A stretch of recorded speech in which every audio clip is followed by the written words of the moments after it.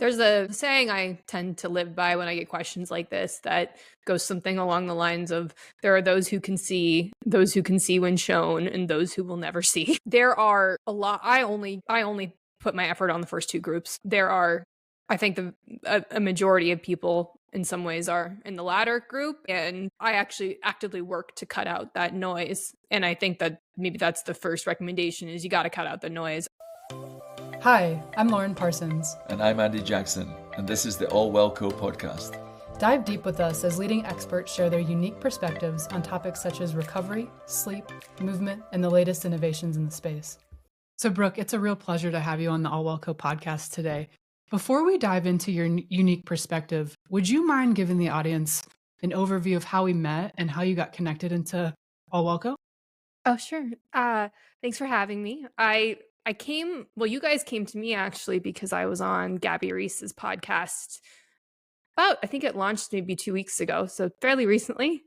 And then you guys reached out to me after, and what I know about Gabby is that anyone she chooses to associate with is probably an extremely high quality person. So I was really thrilled to hear from you guys. That's so sweet. So your background is really cool, and it's different than other folks we've had on the podcast.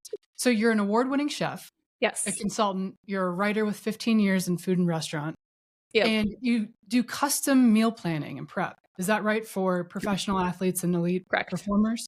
Yeah. Okay. And then you also do research and development for CPG startups. Do yes, have that all right? I do that. Yeah, and then Okay. my book So on you just antidepressant tell me withdrawal. things. Doesn't it make sense to you? I mean, isn't it so clear how Yeah. my life works? Yeah. So can you tell us how you got started in this broad field and what inspired you to do so? In the food world specifically? Yeah. Yeah. I have never been someone who has done well following the rest of the world or whatever I'm told to do. Like the fastest way to get me to do something different is to say everybody's doing this, and then I'll just be like, okay, I'm going to go the other direction. And that doesn't really work well in early education and higher education when they really want you to silo. So I went through standard schooling, college, and came out of it with a extremely useless history degree from a liberal arts school, had no clue what I wanted to do, and sat down with my mom one day and just said, I need you to tell me what to do. I was 22. And she said, well, I think the only thing you've had any interest in your whole life and not lost interest in has been food. So what if you go to New York City and go to culinary school? And I said, okay. So that was 2008. And that's what I did. I moved to New York and I went to culinary school. I started working in restaurants and front of house. Coat check girls is where I started. And then I talked my way into a kitchen, which is the wrong direction, by the way. You're not supposed to be making $15 an hour plus tip as a coat check girl and then go talk your way into a kitchen that's going to pay you $7 an hour. But that's what I did because, if it doesn't make sense, I'm going to do it. And I was curious about kitchens, and I spent a few years in New York working in really high-end kitchens, and then did catering for the very fancy wealthy in New York. That was an experience.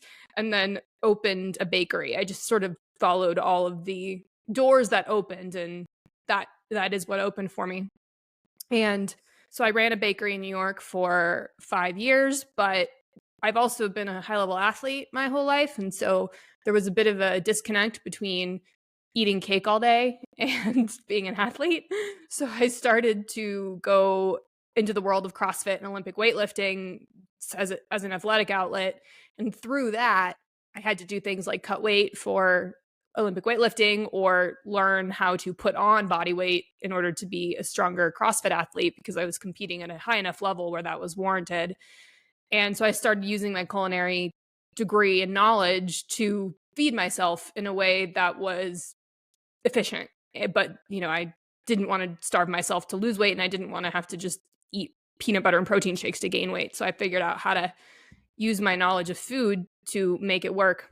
And flash forward to 7-8 years later, and now I work with professional athletes and more or less do the same thing with them, only it's, we're tinkering at a really high level here, like with NFL All Pros or MLB All Stars. So that's what I do there. It's fascinating getting into food now. I spend most of my life in the evenings watching Beat Bobby Flay, Yeah. Chopped, all these different shows because my wife that's her thing. She's a very Yeah. talented cook or chef or whatever you're supposed to Mhm. say the term is nowadays. Now, I know you're not going to want the whole world to know, but I'm going to say it anyway. But you won on Chopped, I right? did. Did I I get that did. right? This So was come this on, was come previous on. in a previous part of my culinary career. Yes, I Yeah, did. come on. Tell me about Chopped. So, what did you cook? How was it filming the show? Sorry if I don't ask this, my wife's going to kill me. No worries. Other part of my life is my work around antidepressant withdrawal, psychiatric with drug withdrawal, and medicating children because I was medicated as a kid, and then when I was 30, I was kind of recklessly pulled off these drugs. But the coincidence there is that when I was 30, I also got told that I'd been chosen to compete on Chopped, and the way things lined up was that I actually ended up being in antidepressant withdrawal while I was on Chopped, which had I known that either one of those things was going to happen, I would not have done them in tandem. It's just that life came together in a So you're way. suggesting that the best way to win Chopped is to drug yourself up, come off drugs, and then you'll be so focused you'll win Chopped. Uh, exactly the opposite. It was one of the most vulnerable experiences of my entire life because antidepressant withdrawal, psychiatric drug withdrawal really kind of pulls off any armor and tools and strategies you thought you had for dealing with life. It's like, nope, that's not going to work. So here is basically just this naked, struggling human out in the world. Figure it out. And then Chopped is inherently an extremely stressful, by design, competition and situation. So not only are you having to literally compete against a clock in a format that is designed to screw you up. I mean, they're putting mystery ingredients in these baskets on purpose. They're not trying to make it easy. They're trying to make you screw up. So that's stressful enough. It's on national TV, but then you're also representing yourself, you're representing your business. It was kind of right when Instagram and Twitter was really taking off in a way that memes were a really big deal and GIFs and stuff. And like literally there was times during Chopped where I was like, oh my God, if I screw this up, I could become a meme. Like this could be my life, right? That's a lot of pressure on top of also being in withdrawal and representing my business. And then a producer will come around the corner after a round and say, how do you think your dead dad would feel about this? And then you start crying and you just sort of forget your mic the whole time. People are listening to you pee. You've been up since 4 a.m. It's just this really intense day. And then in my case, I won $10,000 at the end of it. And so there was this like huge endorphin rush. Yeah. And so it was just a total, it was the single most emotional day of my life. And I say that having been through a lot of things, but I've just never been through something that could so quickly take you from one side of the pendulum of experience to the other, like elation, despair, embarrassment, shame, anxiety, tears, grief, happiness, like competition. So it was just all over. And well, congratulations on that, because that sounds huge. I haven't actually talked to Lisa, my wife, about would you want to go on those shows, and she says for all the reasons you've just said, not a chance. Yeah, it sounds exhausting. It just see, now I totally want to do it again. I'm like, I would be so much better prepared You're with ready emotionally, and even I'm a much better cook now than I was 8 years ago or whenever I competed. So yeah, I tried. Now I would have more fun.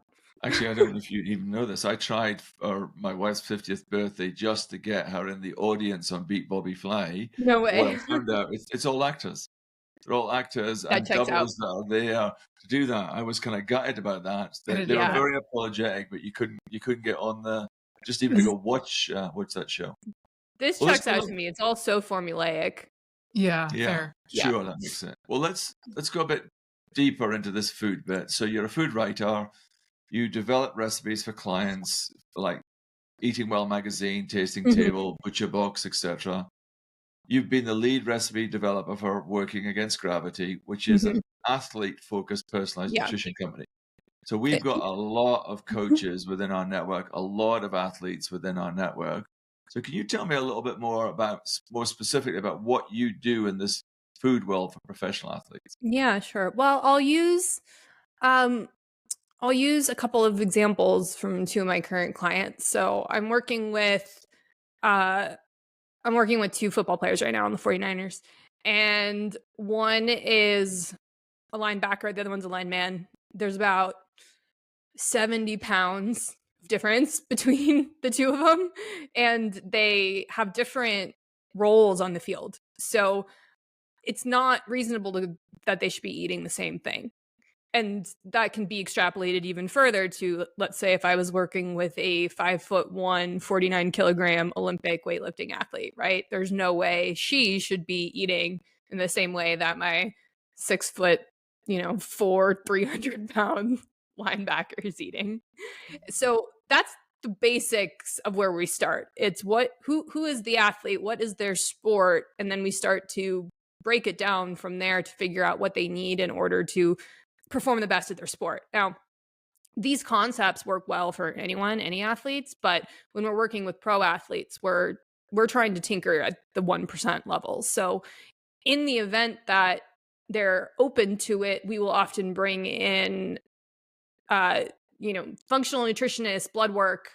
I work with Andy Galpin and Dan Gardner of Rapid Health a lot because they will come in from the physiological and biological side and will measure everything that goes in and out of one of our athletes. And then what gets spit out is, okay, these are the places where we need to focus because we need to fix it. Here are the places where we're doing really well. Maybe here are food intolerances we didn't know about. Here are foods we need to incorporate more of. Here's where we need to maybe have more fat or less fat, or we need to up carbs or lower carbs, or do we need to gain weight or lose weight, right? And so it becomes this sort of game, this intricate puzzle where everyone's working together in order to basically hack the physiology of one of these athletes. And so my job, if I'm working with Dan and Andy and we're all working as a big team, I take what they give me and then I basically translate it into food. So for one of my athletes, for example, we started increasing things like carrots, mushrooms, green tea, oats, but we avoided cow's milk entirely because it just became clear that athlete was not what was right for that athlete. For another athlete, thinking of someone who we had to seriously avoid soy. And these are things that they don't necessarily know going into it, but it's like, if you're not feeling 100%, or if you're at the twilight of your career and you're trying to extend it, or perhaps you are just in a brutal sport like football where you're just injured or beat up half the year. It's just the sport, right? You need to figure out how to recover. You need to figure out how to make sure your body has everything it needs to help you recover. And the bottom line is, unfortunately, what most teams are feeding their athletes in clubhouses is crap. And or it's like sort of not quite crap, but they're still missing a lot of components, or the ingredients quality isn't that great because they have to meet a bottom line, or a variety of other things. But it's just like, when you're working with these athletes in these bodies with multi-million-dollar contracts, it's like, you got to put the right gas in the car. So that's don't my these job. Teams have their own personalized nutrition plans, or the teams? Yeah, you would be shocked at how antiquated some of what's going on in these clubhouses and various professional sports teams is. There is a variety of different teams are more ahead of the curve on this than others, but I mean, one of my favorite anecdotes was from, I was talking to a nutritionist, because they all have team nutritionists, all of the teams. I was talking to one of them in baseball, and they were telling me about a player who had requested biscuits and gravy before a game, and the chefs in the clubhouse just made it. And so the player ate all this biscuits and gravy and then had to go sprint first. It didn't work and didn't make it to first, and also barfed all over the dugout. So it just shocked me to hear that, because I'm thinking, like, these are the best athletes in the world. What is ownership doing? Why? Right. And that's when you start getting into the business of sports. And the longer I've been in this, the more I realize how complicated and nuanced this is in ways that go far beyond just whether or not the team wins or loses. But so very often, typically athletes will come to me not because something's not working in their clubhouse, or they need additional support at home that they can't get on their own. I mean, you're giving a very individualized approach to the athletes, and you're basing it on data and science that you're working with Andy and the team, etc. around that. Okay. Yeah. So and I mean, we can work with not pro athletes, right? A lot of this stuff will apply, but they're probably not they're probably not going to the same extent that the pros do, simply because it's just unreasonable for most people from every level, right? Like, Yeah, no, we just had Dave Phillips from TPI on here, who's looked after Phil Mickelson, etc., and he was very much into nutrition yeah. as being a core component of golf and golfers, etc. Oh So yeah, this is golf is this is fascinating from a nutrition standpoint. You wouldn't think that there's much to it, but oh yeah, there there's there a is. lot, Yeah. a lot to that. Timing Yeah. of fueling and So let me ask Yeah, you one big timing's a specific. big thing for golf. Do yeah. you want them up or down, and then if you have to wake up the next morning, your sleep gets screwed up. Golf's interesting from a nutritional standpoint. One of the trends at the moment is a lot of stuff around recovery, whether it's jumping an ice bath, getting a sauna. From a nutritional point of view, if you were giving just any type of athlete a couple of tips around nutrition and food around recovery, what would you Yeah. say to them? I feel like you need to earn the right to care about saunas and cold plunges and supplements and red light therapy and peptides and all the stuff. What people want, the pros I do find are a little better about this because they have spent their whole career. But the average person, goes on Instagram and they're going to see all these people talking about these things. And then if I actually start talking to them and ask them, like, well, what are you eating now? And what is your sleep like? They're like, they eat like idiots. Their sleep is horrible. And they're just hoping that getting in a cold plunge every morning is going to somehow undo all that. So I usually don't even start there. I mean, you can't recover correctly. Also, what does recovery even mean to you? Well, you can't recover correctly unless you've built a better foundation. And that's where I think most of our common nutrition strategy and governmental nutrition strategy is just so backwards and weird and wrong and stupid. So unfortunately, most people are operating on bad playbooks to begin with. And so a lot of my work with the pros are just like, I don't just do it. I believe you, do whatever you need. I need to go throw a ball, right? They're very hands off. But regular people, it's more like we have to actually unlearn first. We have to get them out of their cycle of what they think is healthy or good for them, or they're just confused about who to listen to. We have to start there, unpack that, totally rebuild their nutrition from the bottom up. And then after 3 to 6 months of that, I'm willing to talk about cold That plunging. makes sense. That's going to help them to recover anyway, isn't it? If they've got a much more healthy balance. Okay. Yeah. So again, digging in, we have a lot of people who are working, as I said to you, with athletes. A lot of them are coaches or chiropractors, etc. So I read that you do something called private performance cooking for professional athletes. Can you explain what that is? Well, that's actually what that's my primary deal. So everything I've just been talking about is how I go into performance cooking. So I occasionally do in-person work, but a lot of the time, especially with baseball players, they're on the road a lot. People don't really want, these high-level athletes don't really want people in their house after. I mean, can you imagine doing a really long day at work?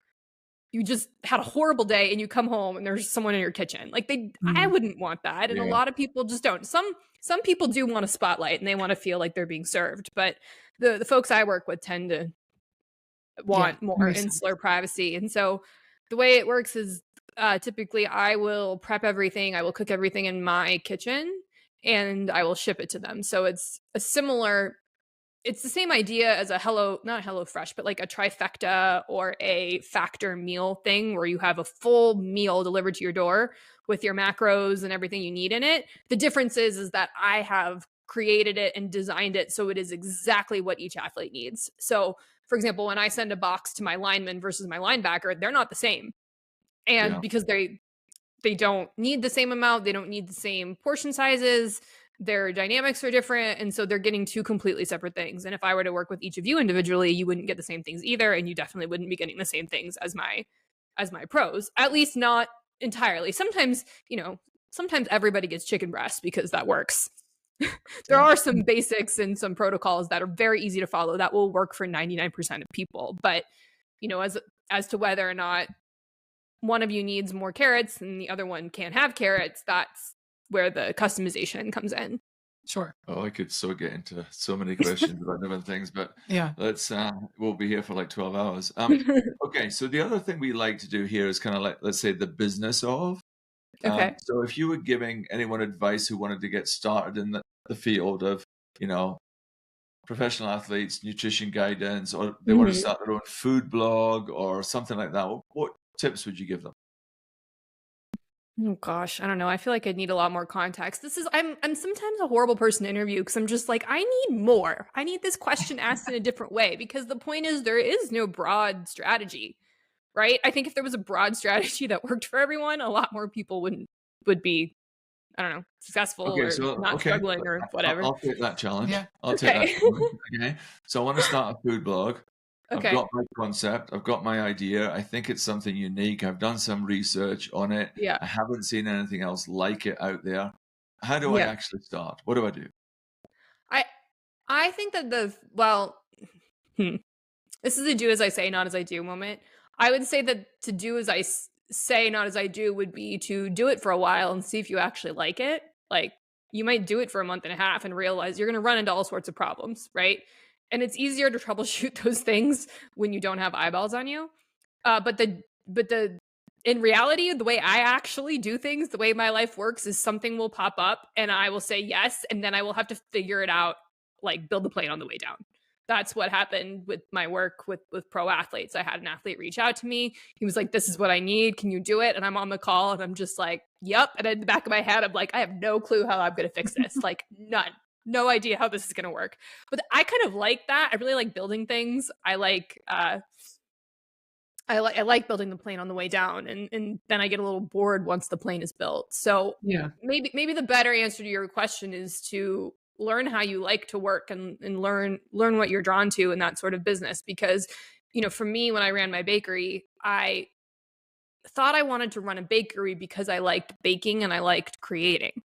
But as it turns out, running a bakery is 25% creating and baking and 75% customer service, cleaning up the sewer when it bursts, dealing with the health department, and getting up really early and going to bed really late. I didn't like any of that, so I really hated running a bakery. And so after that experience, I've taken a lot. I always step back before I start something and I say, okay, why is it that I feel like I want to do this? What about this is intriguing to me? And how does that look short, medium, and long term?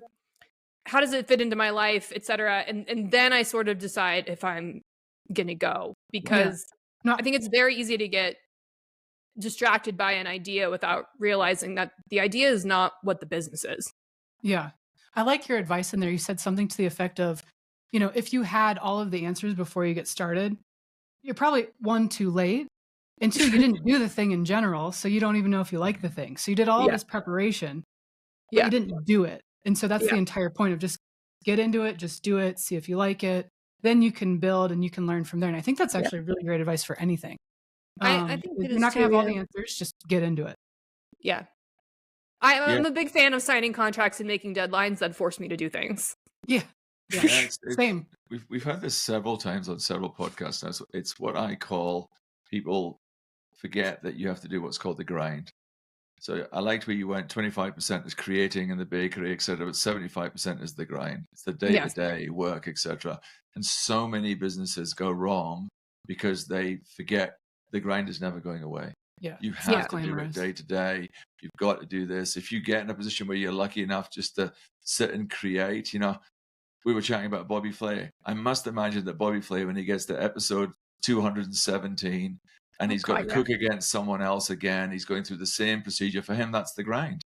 Oh, for sure. Yeah. Anything can be turned into that. I mean, I'm at the end of football season right now, and I know I'm burned out.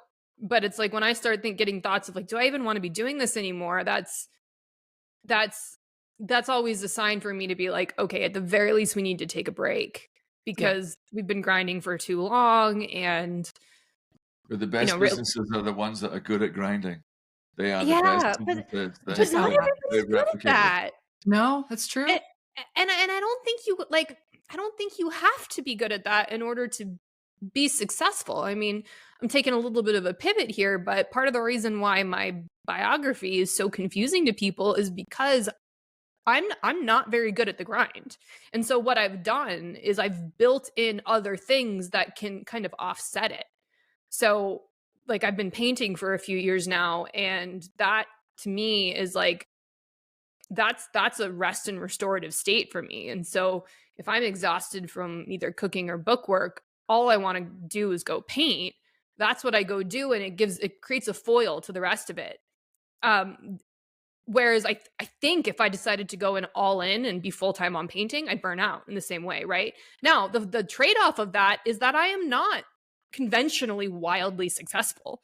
I don't have 8 figures in my bank account. I don't even have 7 figures in my bank account. And sometimes I don't know where my next client is coming from. And there's a lot of like questions and uncertainty. But for me, having that variety and being able to sort of let one part of me rest while another part of me works is a better trade-off than if I was just grinding at the same thing every day for the sake of more followers or more money. It's just not going to work.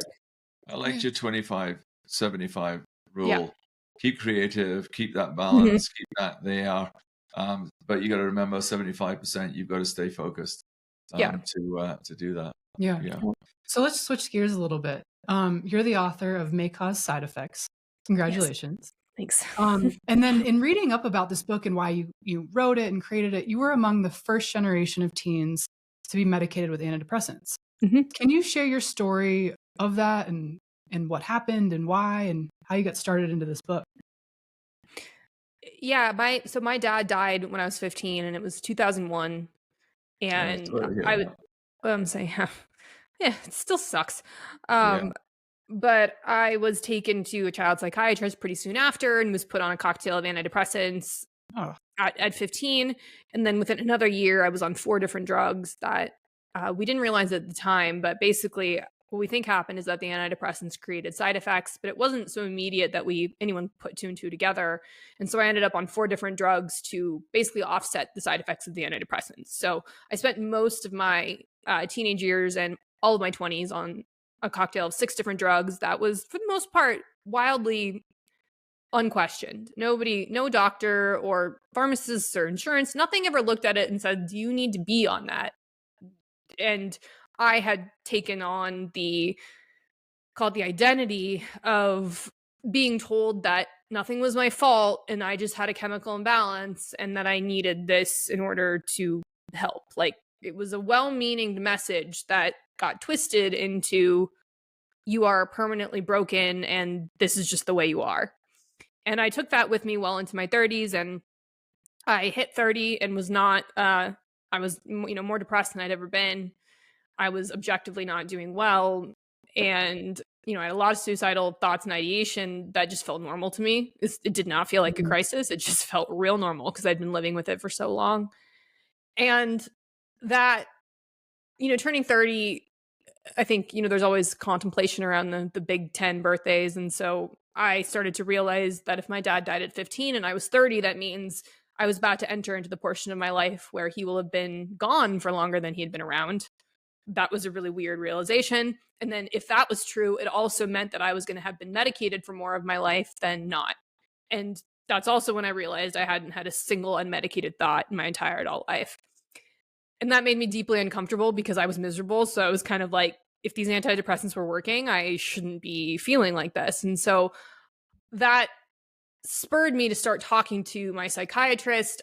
At the same time, I also got this very odd opportunity to travel around the world for a year, which it wasn't going to be in places like Paris and London where I could reliably get these drugs. So I therefore was like, okay, we got to get off these drugs because I need to figure out what my baseline is. And I don't even know if I need them, or maybe I need something else. And also I can't take them in a suitcase. So my psychiatrist pulled me off one of my drugs cold turkey, which was really stupid. She had her reasons for it, but they were not good ones, which I know now. And it sent me into this like really severe antidepressant withdrawal that lasted seriously for about a year, the entire year I was traveling. And then there was another year where it was still going on, but it wasn't as severe.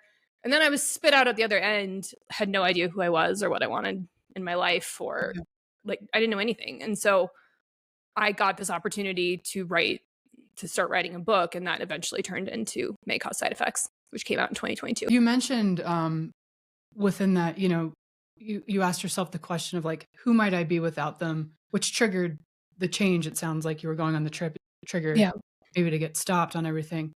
So you mentioned your doctor just cold turkey stopped you, what were the few first days, weeks, months like? I mean, how did you manage? At the time, I was on 37.5 milligrams of Effexor XR and 150 milligrams of Wellbutrin XL. 37.5 milligrams of Effexor XR is the lowest dose on the market. So from my psychiatrist perspective, I had no choice but to just stop taking the Effexor. And there's language around this usually that has to do with things like therapeutic doses, or this is what we give children. It's a low dose, you know, it's going to be okay. And if you're going to have withdrawal symptoms, it might only be for a few days and you'll feel like you have the flu. And it's just very, in retrospect, it's really patronizing.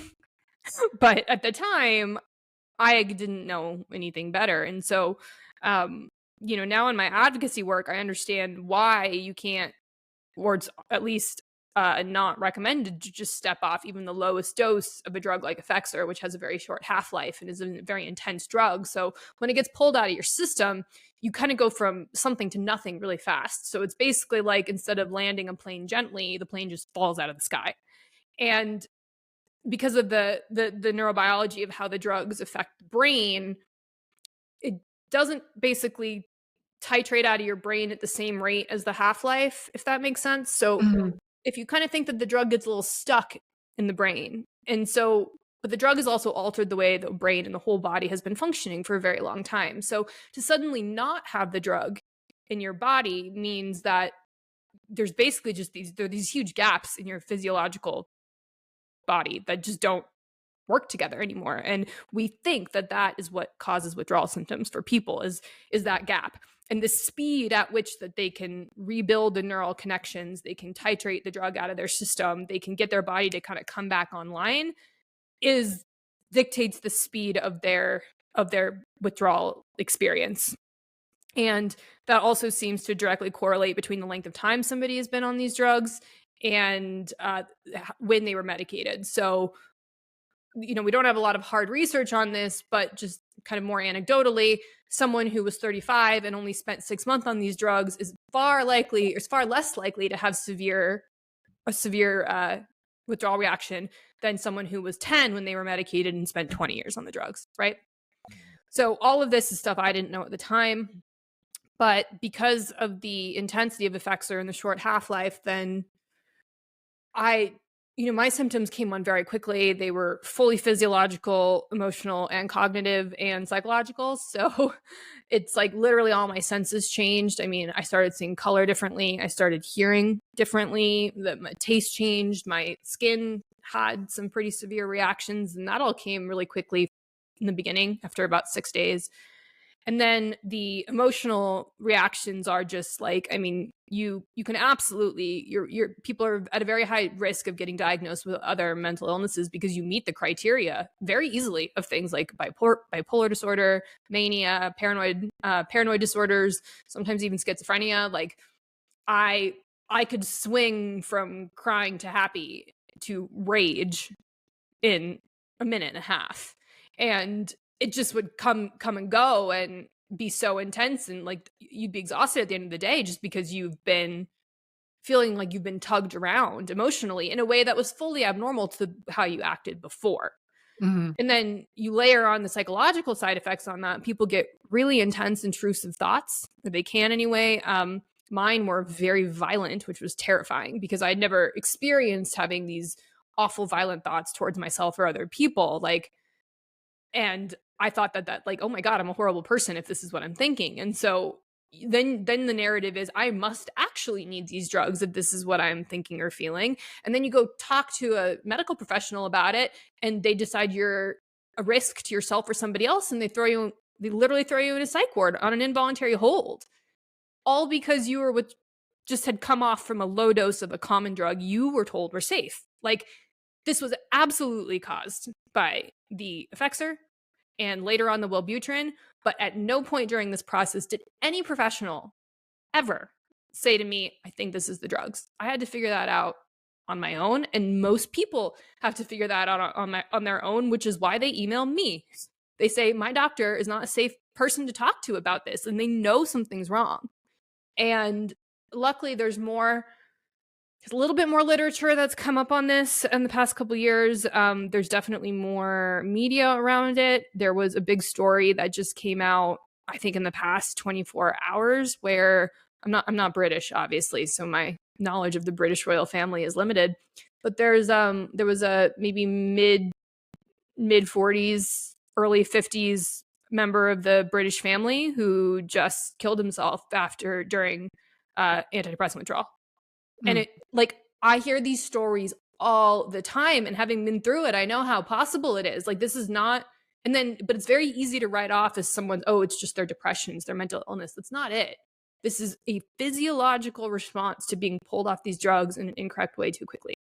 Yeah, So it's interesting, but I just came back from the UK about 6 weeks ago, and literally on every street corner, there are people who are looking for you to donate to help things with mental health. It's a big issue in UK. It's very, very poignant out there. It's something that at ALWELLCO, we see ourselves as a holistic wellness company through advocacy. It's quite interesting that, and of course, what comes with that is good or bad. You've got people who think they can make money from it, and then you've got that's what I was people about to say. Like, anytime I see mental health advocacy stuff, my spidey sense goes way up. Like, yeah, that's what I'm saying. So but it was really interesting that it was on every news channel. I was seeing it in all the newspapers. I was seeing it on the street corner. It's definitely becoming more of a focal point. Which I don't necessarily think is good. It's paradox, right? More focus on this is not necessarily the answer. Yeah. I mean, can you think of another thing we've focused on intensely that's actually gotten better? That's a good point. Yeah, it is quite interesting. Yeah, hasn't worked here in the US for abortion rights, has it? I mean, that's a whole other topic, but if we talk more in the realm of health, right? Like, the more money we pour into mental health research and advocacy in this country, the worse suicide rates get, and the more people are diagnosed, and the more people are put on drugs. If you start pulling at that thread, well, some of it is because, like, a lot of these advocacy groups are actually backed by pharmaceutical companies. So, where is the line between conspiracy and corruption and just good people not thinking 2 steps ahead? I don't know, but I do know that the roots of a lot of this stuff, if you pull it all the way back going into the 70s and 80s when Prozac came onto the market, advocacy groups are deeply influenced by the drugs that end up coming out as the solution. And we're seeing that all over, right? And it's just like, I don't think people want to accept that. They don't want to feel like they are in a lot more control of their own mental health than, like, because being out of control of your mental health feels like you have no control in the world, none. So to then turn around and get the message that it's not your fault, it's a disease, you're not responsible, is really comforting. And I remember feeling deeply comforted by that for most of my adult life. But at some point, you have to look around and say, this isn't working. What about it isn't working, right? Like, so let's go to the UK, right? So seems like a great thing that there's messaging about mental health all over the place, but they also shut down a psychiatric drug withdrawal hotline. Why would you do that if you really cared about people's mental and physical health? The UK is doing a little bit better. There's research coming out of the University College of London. They rewrote something called the NICE guidelines, which actually is trying to help. It's trying to provide physicians and providers with more, they basically rewrote the guidelines saying you can stop antidepressants in 2 to 4 weeks. And they're saying, no, this is a much bigger, more important thing. You have to do it slowly, etc. And they're cautioning against people having antidepressants as the first line of response. And since they did all these things, antidepressant prescription rates have gone up. Why? I don't know. And there's a lot of different answers, and there's a lot of different, it's like a wildly complicated topic. But the more I'm in this, the more I'm convinced that more focus on mental health is not, I don't think it's good. I think it's bad.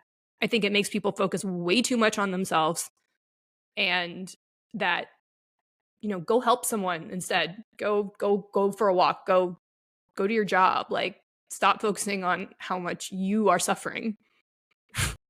Yeah, I think that's great advice.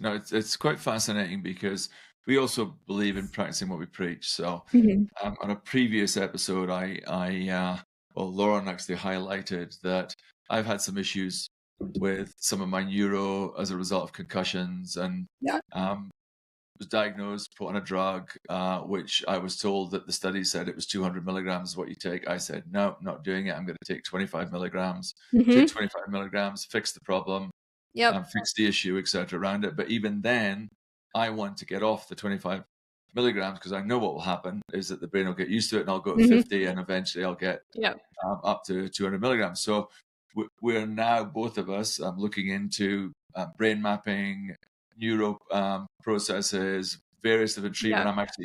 I've done the brain mapping, I've done my EEGs, I'm going through brain training 2 or 3 times a week, etc.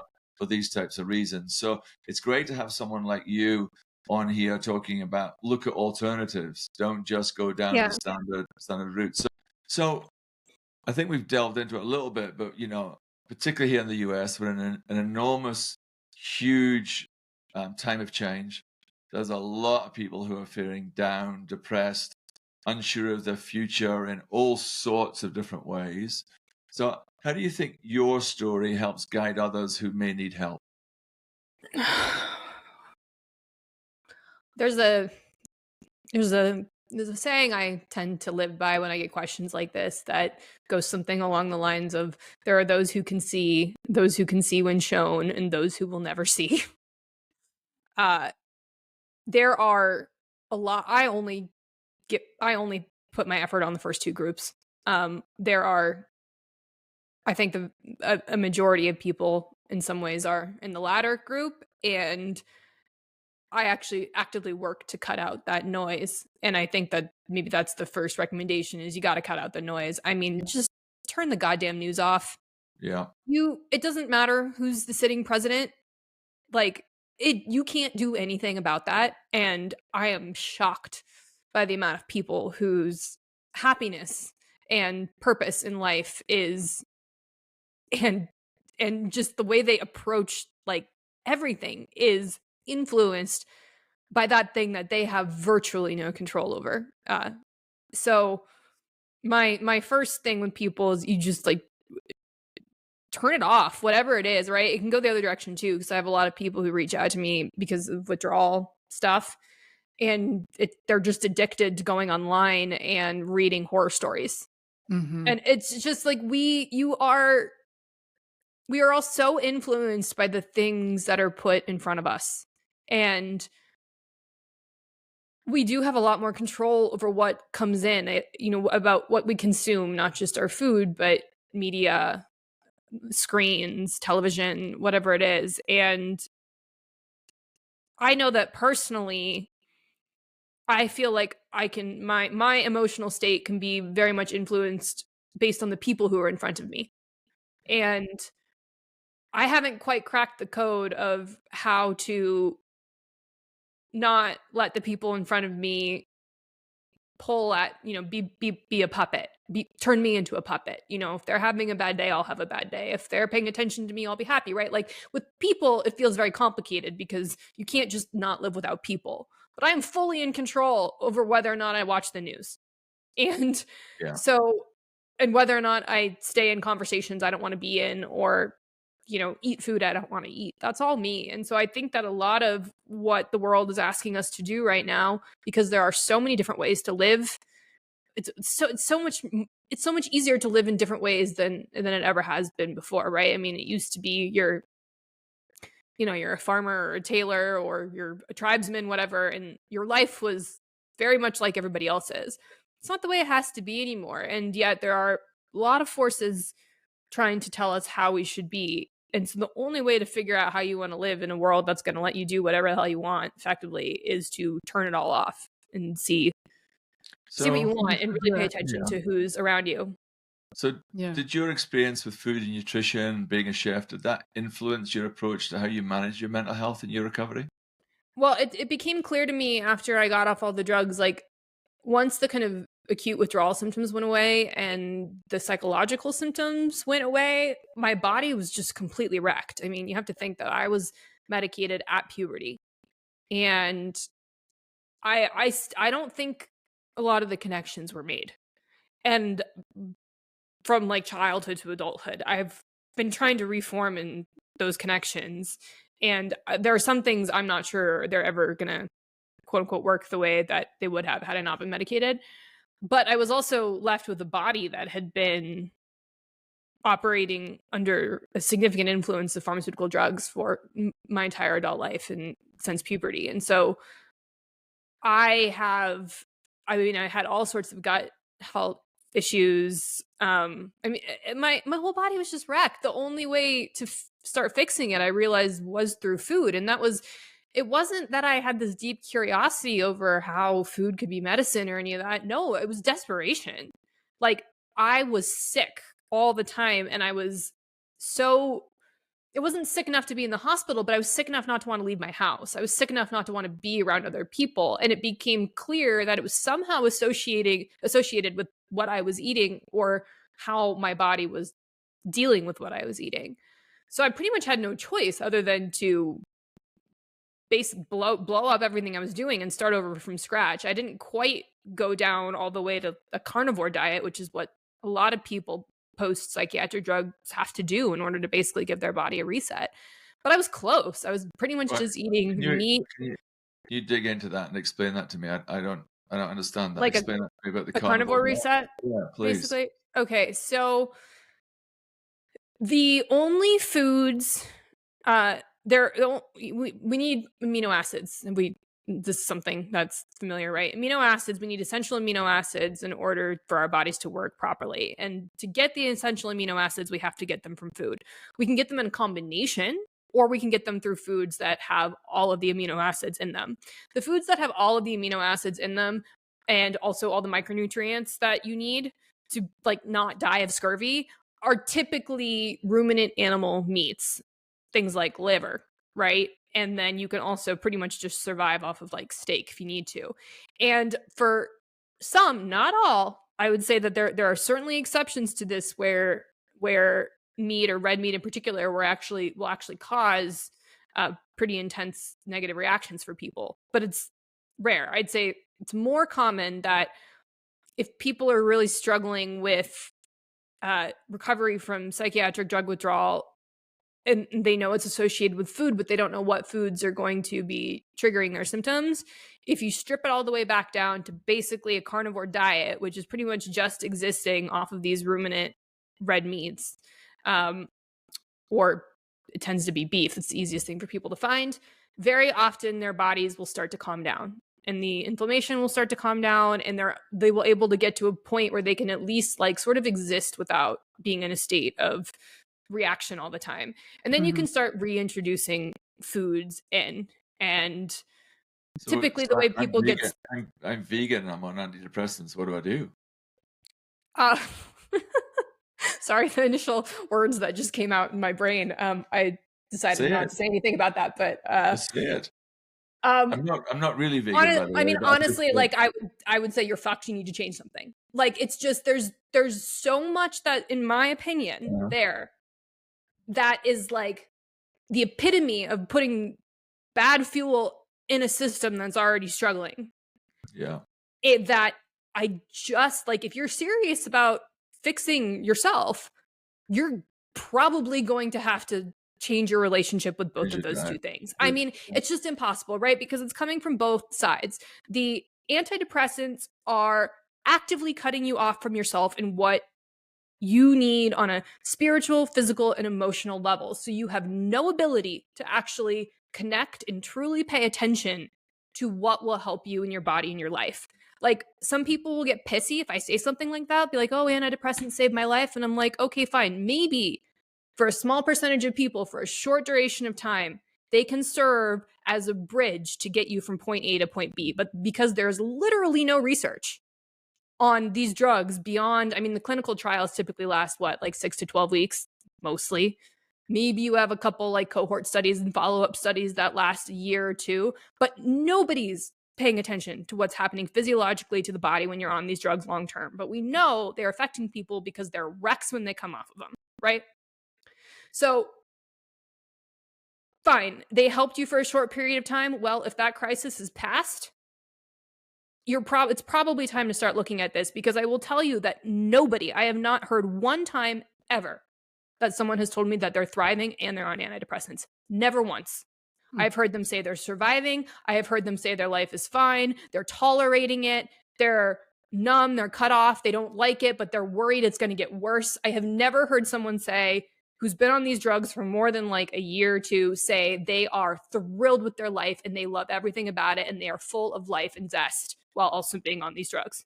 Now, I might get an email after this from someone who's pissy who's going to tell me that. But by and large, if I just look at the hundreds, probably thousands of people I have interacted with over the past 8 years, I've never once heard that.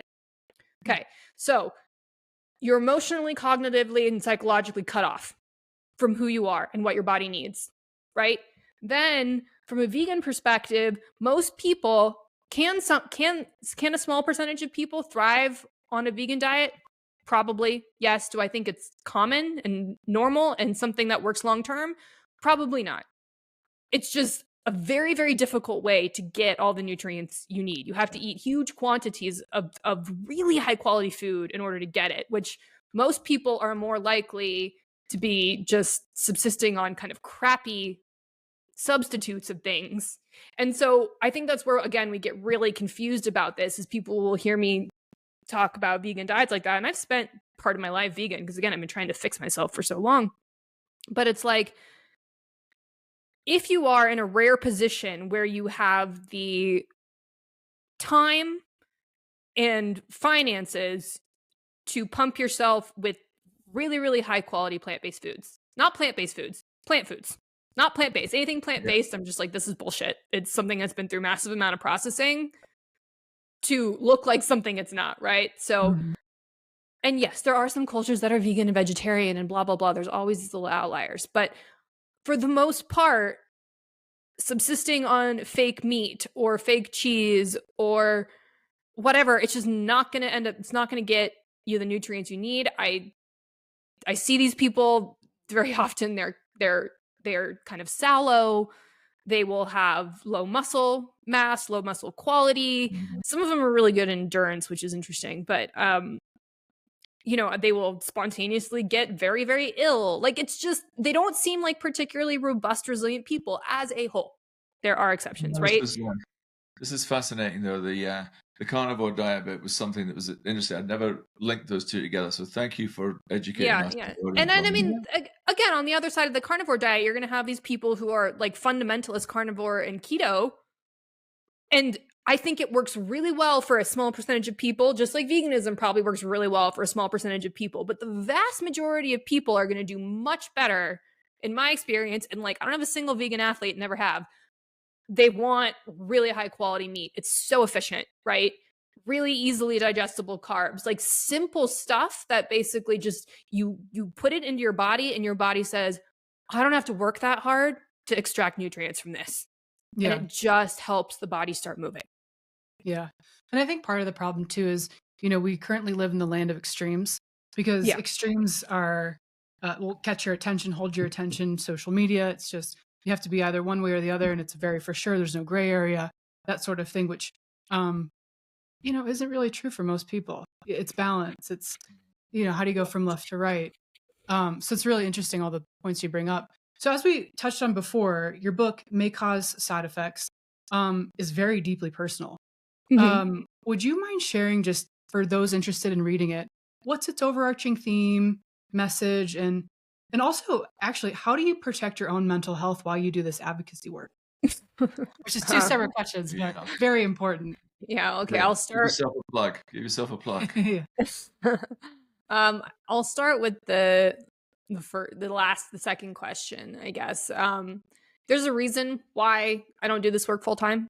I don't, there are people who in this space who have turned around and gotten masters and PhDs in psychiatry or psychology because they want to be around it all the time, or they want to research it. There are people in the space who run support groups. There are people who do a lot more social media stuff than I do. I spent so long living in the dark that there's only so much of living in other people's darkness that I can tolerate. Sure. And as a result, I have chosen not to do it full time, and I have chosen not to try and make any money off of it because, one, that feels a little icky to me. Like, I'd rather just put the information out there and let the people who need it find it. And that goes against everything about money psychology, but that's not really what this is about for me. And that all ties into the book itself and why it was written. It's memoir. It is not pop science. It is not self-help. It was specifically written as memoir because it's so, as I mentioned earlier, it's so easy to get misdiagnosed in withdrawal and for people to end up on an even worse carousel of mental health bullshit than they were before they started. And so there was no anecdotes. There was nothing for either anyone who was in withdrawal or for a provider who was helping someone in withdrawal or for a family member supporting someone in withdrawal. There was no piece of work that could speak to all three of them and help them understand what it's actually like to be in this state. And so that's why I wrote the book the way I did. It spans the year that I was in severe withdrawal. It's written in first person present, which is a bit of an odd way to write a book, but it makes it really alive. It makes the emotions really alive. And it's like you're experiencing it with me. And, I've talked to, like I said, probably at this point, thousands of people who, both providers, family members, and patients, and all of them come out with something different. But I know it's changed the way prescribers have practiced. Mm-hmm. I know it has saved more lives than I can count that I've just been told of, let alone ones I haven't been told of from patients who thought they were literally nuts or had no hope and read the book and saw something in it.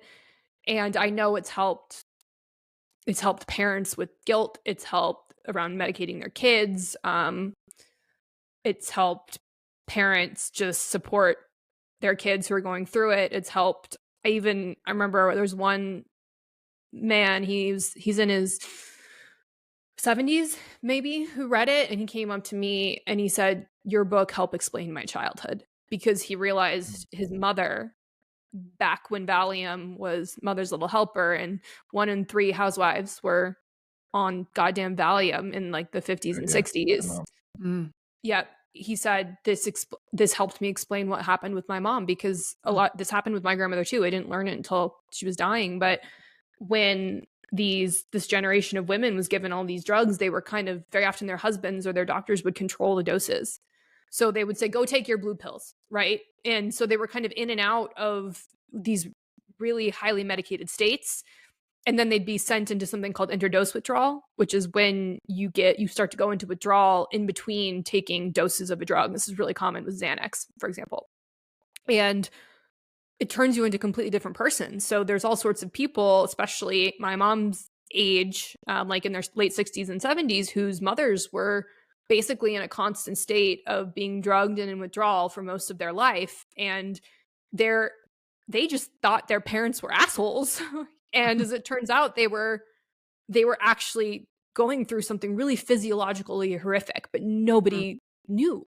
So that's what the book is for. And people, it's a mirror. People will see in it what they need, and they will leave what is not for them. Well, yeah. Brooke, congratulations for writing that, because that's not easy to do. So, and it's easy to say well done and all this sort of patronizing stuff, but I'm actually saying congratulations for a reason, because Thanks. it's celebratory. What's that word? Celebratory, is that right? Celebratory. Scottish. Thank you very much. Scottish. It's not a word we use very often because we always lose it. One of the things that was interesting when I was reading a lot about you is that happiness is a skill and is a key theme for you.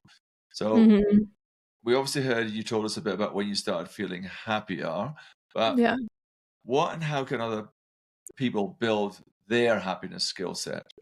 Yeah. I have a newsletter called Happiness is a Skill, and I named it Happiness is a Skill. I think I started it, and it was a pandemic project. And at that point, I had been off these drugs for about 3.5, 4 years.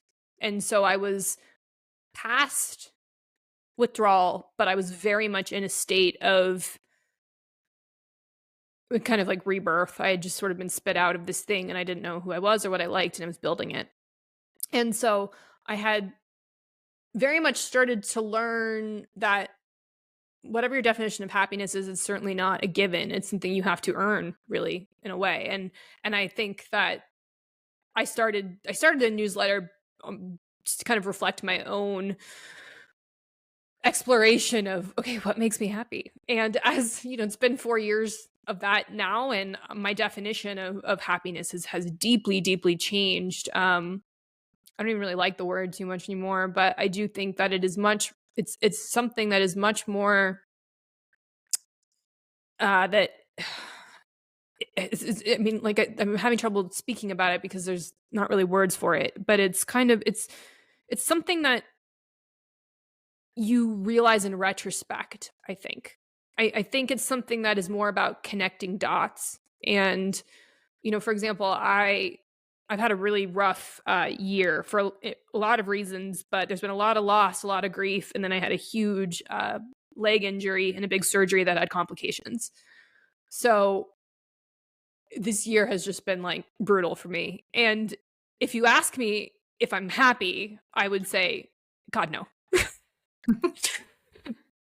If you ask me if I'm depressed, I would say clinically 100%, but am I a depressed person? Like, God, no. Right. And then if you would ask me to look back on this year and ask me if I have a happy life, I would say absolutely. And so how do all those things work together? Right. That's a lot of paradox in one feeling, but I think that's almost in a way what happiness is. It's about creating meaning out of what you've been through and having experience that really pushes you to the edges of who you are emotionally. And in that breadth of experience, I think is where this concept of happiness is. It does not mean you are happy in the moment all the time. Like this year, the pendulum has definitely been more on down moments than up for sure. But there is such a gratitude within me. Again, as somebody else asked me the other day, like, when's the last time you felt alive? And I was like, dude, I have felt alive all year. That is not the question you were asking me, though. You're asking me when's the last time I felt like everything was beautiful and, oh, I'm so like alive right now. But I have felt unbelievably alive this year in grief and loss and heartbreak and pain. Yeah. So, but that is part of happiness. And it's something that you cannot really understand until you spend time with it and you get through it and you're able to look back and see how it actually creates a meaningful life. Yeah. I know you're just getting to know us in terms of ALWELLCO and our community, but one of the core premise around what we do is about showing kindness and helping others. It's a key premise around what we do. So when you're in the sort of recovery you went through, or anyone else may be, how important is community and connection? Again, this is going to be a do as I say, not as I do type of thing. I think it's, I think community is really important. I can't say that I've been particularly, it's not a strong point of mine, if I'm perfectly honest. Maybe it's because I grew up as an only child. Maybe it's because I never played a team sport. Maybe it's because I'm naturally introverted, but I certainly have always struggled finding community wherever I'm at. And that's something I'm trying to address more in my life now. I also went through withdrawal without knowing that this was something that other people really experienced. I thought I was just this weird, rare thing. I didn't know how common it was. And I also don't know that I would have found a lot of solace in other people having experienced it too. In some ways, I think it was good that I was really naive because it meant that I didn't have any expectations. So if you had told me withdrawal was going to last for 2 years at the start of it, I don't think I would have done it. So there's a level of naivety that's important there. But I know for sure that I have spent, if I'm either going into the second act or the second half of my life, depending on which way you want to do it, because I'm turning 39 in a couple months. I've gotten really clear that the first half has been very focused on me. It's been about what I want. It's been about, or just my own suffering, since I spent so long suffering. It's been about the things I wanted to accomplish, my bucket lists, my desire to be recognized for whatever, my book or whatever it is. And as I get further and further away from that stuff and kind of go into this next section, it's become clear to me that I want the next bit, the next chunk to really be more about other people and community. Because I don't really have a bucket list anymore. Like, kind of been everywhere, done everything, eaten it, whatever. It's all just some variation of the same thing to me at this point. So, but that's not the case for other people. And if I can help them experience the world or learn more about themselves or stop eating like an idiot, whatever it happens to be, that's where I want to put my time and focus. So I don't know what that looks like yet. I don't know what it looks like, but I know that some of the work I've been more drawn to this year has been far less about me and far less about individuals, more about groups. And so that's where I want to move forward. Like it or not, Brooke, you've just opened yourself up to a whole new community, a whole load of people who will be very interested in this story, who you've just helped. All I want to do is partner with people. Like, we're so much better when we work together, and I've been working alone for so long. Yeah, that's what this community is about. So welcome. Thank you. Thank you for bringing me in. So this has been really fascinating. I've really enjoyed our conversation. I want to ask you one final question before we ask our closing question, which we ask every guest. And that question kind of brings in your two worlds. So how does diet and nutrition help recovery and withdrawal? Yeah, I mean, it's funny. Again, my bio it makes no sense on paper, and nobody understands it. And Instagram and the algorithms certainly don't understand it. But it makes all the sense in the world to me, because at the end of the day, in both cases, all you're doing is getting closer to your true human existence, your true human spirit, and breathing with the earth, basically. Like, antidepressant withdrawal is a path from disconnection to connection, and the drugs will disconnect you from all that feels normal and natural. That can feel like relief sometimes, but it will do that. Coming back to that's a really painful process. And the same is true for our food sources. And we are beings of vibration and energy and light. And the food we eat is vibration and energy and light. When you eat food that is more in coherence with who you are, the body does respond. And I've seen this over and over again. Again, there are some folks who can just subsist off of protein bars and cigarettes and live to 100 and have a great life. But again, these are our outliers, right? And that is not going to work for most people. And I think a big reason for that is because there's no intentionality in it. There's no respect for it, honestly. And that goes both ways. Like, there's, sometimes people talk to me. I've been mentoring a 17-year-old D1 college, or potential D1 college basketball player this year, and helping, teaching her how to cook and feed herself. And she asks these questions in the way that 17-year-olds do, which are both still filled with childlike wonder and curiosity, but also are starting to put the pieces together as an adult. And we were talking about the ethics of eating meat, basically. And she struggles a little bit with that because she's enmeshed in this world of climate change and cows hurting the environment and these narratives, right? And at the same time, she did this 30-day challenge where she basically ate what I told her to eat, and she felt so much better. And she's like, how do I reconcile these two things? Yeah.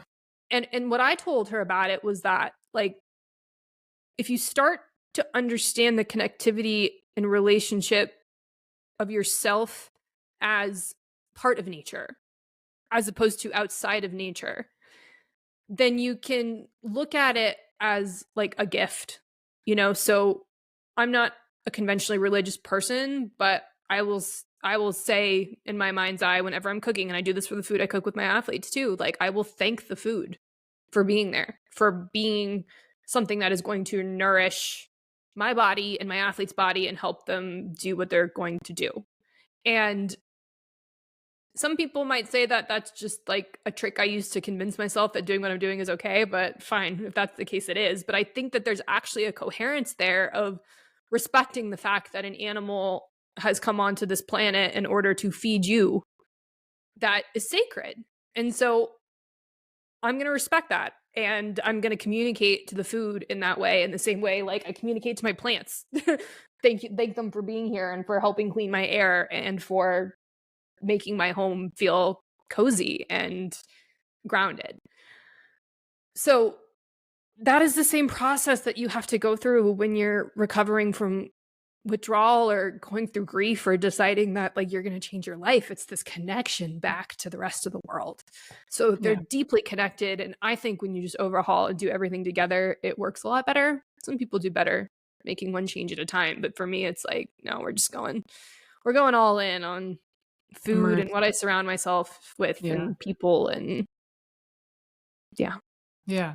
So last question. We ask this to every guest we have. Andy mentioned a big part of our podcast is kindness.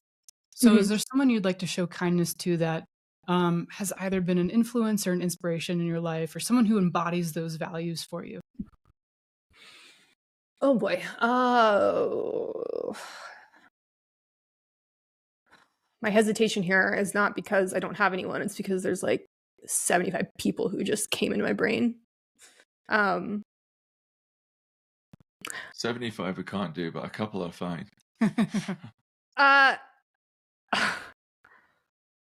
I've been re-listening to the work of Edith Eger recently. Do you guys know her? I don't.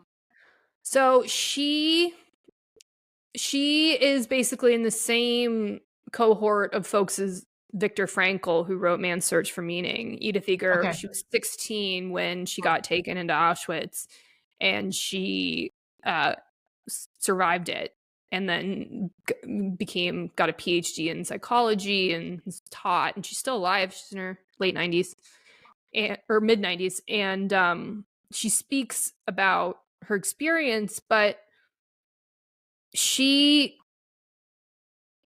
I think there's something about the Holocaust period that, even though I don't think there's any suffering Olympics, there's no way to listen to what happened there and not feel a little bit like your problems, like, okay, they really aren't that big of a deal, right? Yeah. So I do think there's a cognitive trick there. It's a little bit different than comparing your problems to your best friend's problems, who you can fix all their problems, right? Not quite the same.